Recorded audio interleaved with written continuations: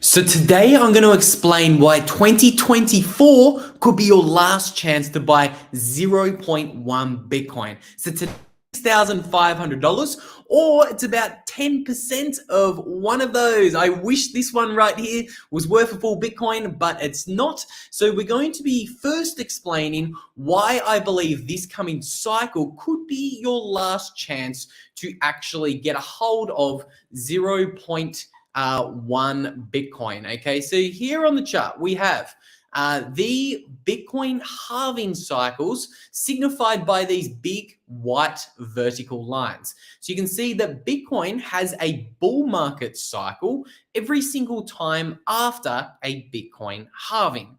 Okay, so we can see in early 2013, the price of Bitcoin was only, $100, $200, $1,300 at its peak. Most people around the world could afford 0.1 Bitcoin. Most people could afford a whole Bitcoin if they really tried hard to save. But in 2017, times started to change because for the first time in a while, Bitcoin, a full Bitcoin, became more expensive for lots of people around the world. Most people know Bitcoin rallied to $20,000 per coin.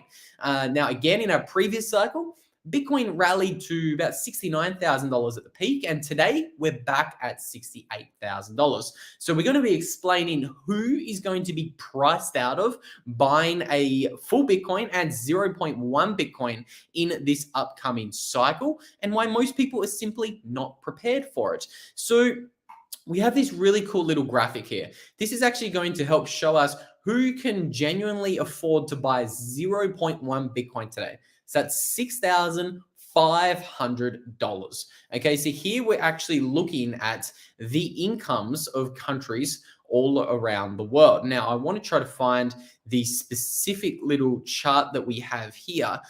So this is the chart we want to look at here. I've kind of highlighted the first row. So in Luxembourg, the average person makes around $117,000. And you can see these are kind of the richest countries, the luckiest countries, who obviously all earn somewhere around $50,000, $70,000 in America for the average median wage. But again, let's remember, this is not the case for the majority of the world. The majority of the world only has an income of like $20,000, $30,000, and $40,000 per year. So we can see here in the UK, the average income is about $40,000. In Slovenia, I don't believe Slovenia is earning that little, but we can see countries like South Korea and Estonia and Lithuania, Israel, they're kind of typically more the average that we should be looking at in regards to how much money they're actually making per year. I actually didn't really like that little tally that I was showing you guys here. I want to show you a different one that's probably, I think, a little bit more accurate. So this is the average monthly net salary. And we can see that these, again, are the richest countries. If you're earning about $4,000 to $5,000 a month, that means you're earning about $50,000 to $60,000 per year. So again, these are the outlier countries. The top 20 countries, if they try very hard today, anyone from one of these top 20 countries will be able to find some spare money to buy $6,500 worth of Bitcoin today. Okay, anyone in kind of the top 20. But when you start getting below the top 20, that's when things kind of begin to change, so to say. Because if you're earning less than $2,000 per month, that means you're earning kind of less than, $25,000 per year. Okay, now all of a sudden, if you're earning $25,000 per year, all of a sudden you're going to have to try to scrounge up $6,500. So $6,500 out of $22,000, that's a big chunk. Okay, and this is kind of at today's prices of Bitcoin. What happens if Bitcoin has another bull market cycle? Who is going to get priced out of this? Well, we're going to check on that in a moment. We have Johnny Midas in the chat. Greetings, Luke and Pam. Hello, Johnny. Welcome back. We also have Rob in the chat. Bitcoin set a new all-time high before the halving. We're going to explain why that's unprecedented in a moment. But I first want to we're not going to extrapolate. We're not going to guess where the price of Bitcoin is going to be. We're not about that here on the channel. But we are about kind of talking about what's going to happen to the rest of the world if Bitcoin does. Let's just assume it does something average. Most people expect Bitcoin to hit between 100 and maybe 250K in this coming bull market cycle. Okay, this is because most people assume the halving simply is going to drive a new bull market in Bitcoin. We're already kind of seeing the beginning stages of that.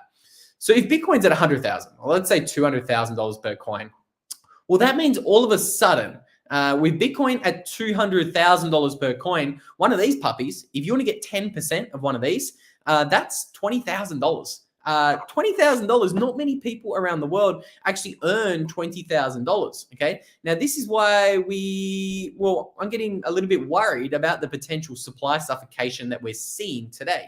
Okay. Because even in rich countries, so we showed you the incomes of rich countries a moment ago. Okay. We showed you that, okay, you know, America's doing great. They're one of the highest earning countries in the world. The average median monthly income is $4,200. You extrapolate that out on a yearly basis, they're earning well over $50,000 per year. They can easily buy 0.1 of a Bitcoin or $6,500. But what we forget about America is it's very, very expensive to live. Okay, so this article here puts it nicely.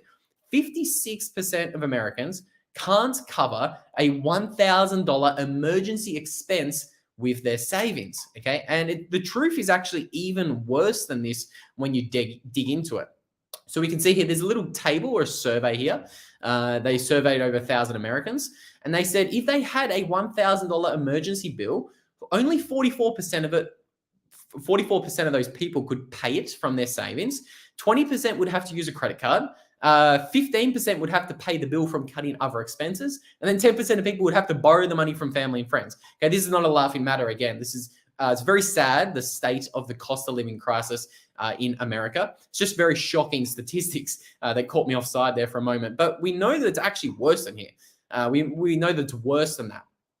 So this article here from the Washington Post puts it nicely. Again, this is recent statistics, recent numbers. This was written in late 2023. Most Americans can't come up with $400 for an emergency. So the last study we looked at was a $1,000 emergency. This article is even more extreme. They say that in 2022, 63% of households said yes, down from 68% in 2021. So only 60% of households can afford a $400 emergency. Now, again, that's just a couple of flat tires. That happens pretty regularly to most people in America. And this kind of shows that things are getting increasingly expensive and people are having smaller and smaller amounts of income on the side that they can actually allocate to buying 0.1 Bitcoin. Now, what's my obsession with 0.1 Bitcoin? Well, I'm going to show you why I think 0.1 Bitcoin could actually be generational wealth. Now, you're actually going to get a little bit of a sneak peek into a little talk and presentation I was going to give at a small little conference the day before the Madeira conference just this week in Portugal. So again, inside scoop, you loyal subscribers here on the YouTube channel get to have a look at a little piece of the talk that I was going to talk about. So I was kind of making the case that we are in era 2 or epoch number 2 in Bitcoin. And I think the mission as Bitcoiners and people just trying to educate other people about Bitcoin in the space should be to try to onboard 100 million families into holding 0.1 Bitcoin. Okay. Now, this is, as we're about to show with the charts and stats I'm going to show you, is the best case scenario we can hope for with Bitcoin, if you assume there's about 10 million Bitcoin available for sale. But in this presentation, I was kind of making the case that the past 4 years of data makes me increasingly concerned that we're actually not going to, defund fiat to the levels that I think we potentially could. Okay, right now with Bitcoin at $68,000, there is still significant asymmetry to the quote unquote Bitcoin trade. We know that Bitcoin's not a trade. We know that Bitcoin is savings, and every single person who adopts Bitcoin is going to be benefited. But the case I was making in this little talk was going to say that if you adopt Bitcoin and hold 0.1 of a Bitcoin from today, that could be generational wealth. So if we can get generational wealth into the hands of 100 million families, I think we can go a long way of undoing what the fiat system has done. Okay, so I kind of named this slide 0.1 Bitcoin frees your family from fiat forever. Now we can see what the fiat system has done to wealth inequality in the world today. The top 1% own 50% of the assets. We can see by the little chart here in the left with the blue and the red lines, wealth inequality hasn't been this extreme or this bad since the 1930s. And if we scroll on, obviously 1971 accelerated this trend. Now let's actually have a look at who can achieve holding 0.1 Bitcoin. So a little bit later in this chat, I showed that, well, I wanted to determine how much Bitcoin was actually available for sale. How many families could get 0.1 Bitcoin? Well, if you assume all of the 21 million Bitcoins are available for sale, you divide that by 0.1, there's a potential high-end, top-end target of 210 million different families all holding exactly 0.1 Bitcoin. We, of course, know reality isn't as perfect as that. We all know this is why models break and models fail because reality is very different. We know that for the past 3 years, 40% of all the available Bitcoin actually hasn't moved. So that means just in the past 3 years, only 60% of the Bitcoin is actually available for sale. So I said, okay, let's round down. Let's assume about half the available circulating supply is available for sale just for simplified demonstrative purposes. Well, that means there's 10 million Bitcoin available for sale. So under the absolute best case scenario, under the absolute equal distribution, we can get 0.1 Bitcoin into the hands of 100 million families. That is the absolute best case scenario. I know that. That's obviously it's never going to happen like that. But let's run the numbers. So this is a cool little website. I love this website. This is called the Bitcoin Rich List. Now, it actually shows how many entities hold 0.1 Bitcoin today. So all up today, we know that there are 4.5 million on-chain addresses that hold more than 0.1 Bitcoin in them. So this is the really interesting part. And I want to actually ask you guys in the live chat before we get into the rest of this maths. If there is 4.5 million addresses holding Bitcoin, how many individual entities actually hold that 0.1 Bitcoin? Because I know personally, I have wallets that have multiple different addresses. I have wallets that actually have like 10 and 15 different addresses. So I would assume that many other Bitcoiners are the same. So if we have 4.5 million addresses that hold more than 0.1 Bitcoin, that means that there's less than 4.5 million people who are holding 10 million Satoshis today. So let's move on.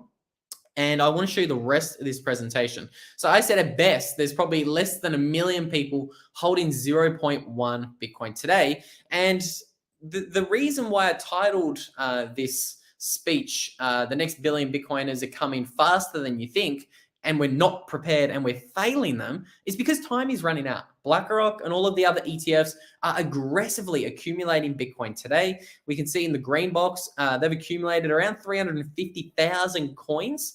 And we know there's just simply not enough Bitcoin to go around. And this trend of Bitcoin ETFs buying coins, it's only accelerating in weeks 4, 5, and 6 that these ETFs have been live. That's what this colorful little chart is showing. The volume is actually growing. It's not decreasing. And this is why all of your ETF gurus like Eric Balchunas have been shocked at these Bitcoin ETFs and how they've been performing. So we can see here, the trend is not our friend. Right now, there's about 1.8 million Bitcoin sitting on exchanges. So under a relatively conservative estimate, let's assume the ETFs have on net bought about 100,000 net new Bitcoin. Okay, that's exactly what they have done in the first kind of 6 weeks. If you average it out per month, they're buying about 100,000 Bitcoin each month. So if you assume, again, we know that assumptions are bad, but this is just for simplified demonstrative purposes, that this amount of demand for Bitcoin continues for the next 20 months. All of a sudden, you've got no Bitcoin on exchanges. Now, this is kind of why we said on the title of today's video, 2024 could be your last chance. This coming cycle could be our last chance to actually buy Bitcoin at these relatively cheap prices, okay? Today, we're already running down the amount of Bitcoin available on exchanges for sale. So we really could come into a situation where the everyday person cannot actually afford 0.1 Bitcoin. Now, how many people, well, how many Satoshis are there in the world for everyone? Well, this is a really cool little website. And it's showing you how many Satoshis are actually available for every single person on the planet today if it was evenly distributed. Okay, again, we all know there's only 10 million Bitcoin realistically available for sale. We know 4 million are lost, but it's a pretty cool little graphic. It shows you that if divided equally, there's about 230,000 Satoshis for every single person on the planet today. So today that's worth about $152. So that kind of puts things into perspective. You could buy your share of the Bitcoin network for $150, and you could honestly probably buy the share for a lot of friends and families who also may not be super bullish on Bitcoin today. You could buy their share of $150 worth of Bitcoin today, which is pretty cool. We're going to do a deep dive into this topic and looking at how many people can actually afford to buy 0.1 Bitcoin. I thought it was a timely one. I just wanted to quickly hit today. If you want to learn a little bit more about the upcoming cycle and the 5 reasons for why we think it could be a little bit different, I'm going to slap a link up on screen that's going to take you straight to that video right about there. And if you missed the news, Michael Saylor bought another $600 million of Bitcoin yesterday. So if you want to learn a little bit more about what we think is Michael Saylor's secret 1924 speculative attack playbook, we did a video on that one. I'm going to pop a link to that one right about there. With that said, thank you to everyone who joined, and we will see you all in another live stream.